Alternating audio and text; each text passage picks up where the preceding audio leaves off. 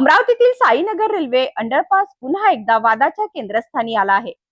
पावसाचे पाणी साचणे, अपुरी ड्रेनेज व्यवस्था, अंधार, अपूर्ण काम आणि संभाव्य भ्रष्टाचाराचे गंभीर आरोप करत आमदार प्रवीण पोटे यांनी रेल्वे प्रशासन आणि महानगरपालिकेवर निशाणा साधला आहे.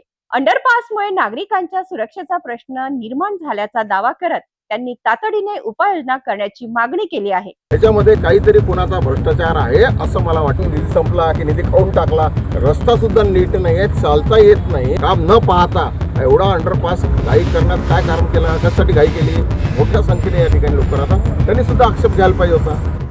अमरावतीच्या साईनगर रेल्वे अंडरपासवरील सुविधांबाबत आमदार पोटे यांनी गंभीर प्रश्न उपस्थित केले आहेत. त्यांच्या म्हणण्यानुसार कोणत्याही अंडरपासमध्ये पावसाचे पाणी बाहेर जाण्यासाठी योग्य नाले, जाळी आणि ड्रेनेज व्यवस्था असणे आवश्यक असते. मात्र साईनगर अंडरपासमध्ये अशा मूलभूत सुविधा नसल्याचा आरोप त्यांनी केला आहे. याशिवाय अंडरपासमध्ये प्रकाश व्यवस्था नसणे, रस्ता अपूर्ण असणे, भिंतीमधून पाणी झिरपणे आणि काही ठिकाणी लोखंडी सळ्या उघड्यावर दिसणे ही कामातील गंभीर त्रुटी असल्याचे त्यांनी म्हटले. रेल्वे प्रशासनाने काम पूर्ण झाल्याचे सांगितले असले तरी प्रत्यक्ष परिस्थिती वेगळी असल्याचा दावा करत या संपूर्ण प्रकल्पात मोठ्या प्रमाणात अनियमितता आणि भ्रष्टाचार झाल्याचा आरोप आमदार पोटे यांनी केला. साईनगर परिसरातील मोठी लोकवस्ती या अंडरपासवर अवलंबून असून पावसाळ्यात नागरिकांना शाळा, नोकरी, दवाखाना आणि दैनंदिन प्रवासासाठी मोठ्या अडचणींचा सामना करावा लागत असल्याचेही त्यांनी सांगितले. दरम्यान या प्रश्नावर तोडगा काढण्यासाठी महानगरपालिका आयुक्त, रेल्वेचे संबंधित अधिकारी आणि DRM यांच्यासोबत बैठक घेणार असल्याची माहिती त्यांनी दिली. तसेच काम पूर्ण होईपर्यंत रेल्वे फाटक तातडीने सुरू करण्याची मागणीही त्यांनी केली. निधी संपल्याच्या चर्चेबाबत बोलताना त्याबाबत अधिकृत माहिती मागवण्यात येणार असून सर्व बाबींची चौकशी करण्याची मागणीही त्यांनी केली आहे.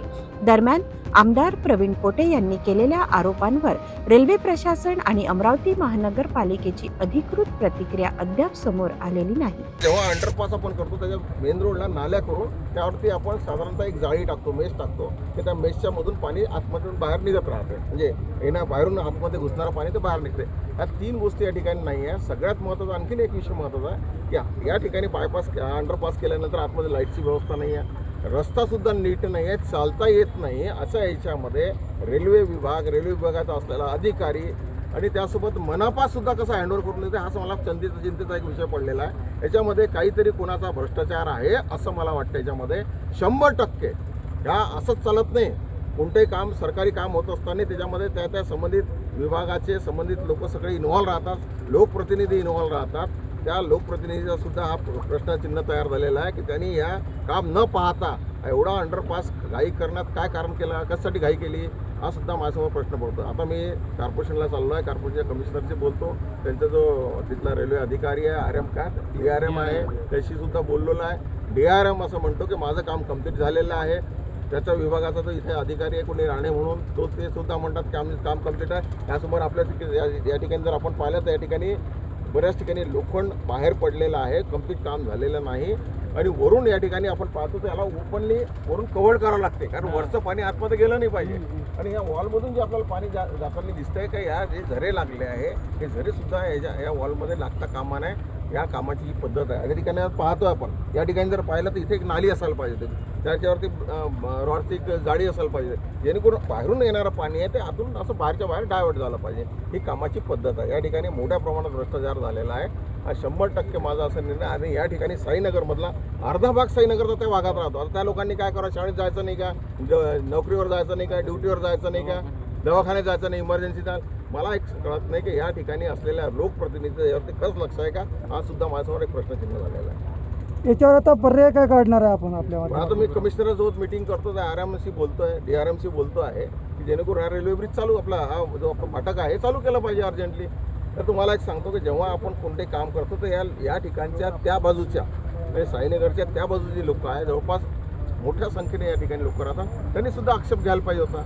मला एक सांगता काही लोक याच्यामध्ये असे आहे की त्या मला वाटतं का लोकप्रतिनिधीला दबतात काय असं मला वाटायला लागलं या ठिकाणी. आता रेल्वे प्रशासनामध्ये असं मगाशी बोलण्यात आलं की निधी संपलाय. नाही, निधी संपला आहे असं ते बोलले. निधी संपला आता हे तर मला पेपरवरती सांगतील. आता मी त्यांना एक पत्र देतो आहे. आता सध्या सांगता येणार नाही निधी संपला की निधी खाऊन टाकला, आता तो क्वेश्चन मार्क आहे. साईनगर अंडरपासच्या कामावर गंभीर आरोप झाले असून नागरिकांच्या सुरक्षिततेचा मुद्दा पुन्हा एकदा चर्चेत आला आहे. आता रेल्वे प्रशासन आणि महानगरपालिका या आरोपांवर काय भूमिका घेतात आणि अंडरपासच्या त्रुटी कधी दूर होतात याकडे अमरावतीकरांचे लक्ष लागले आहे.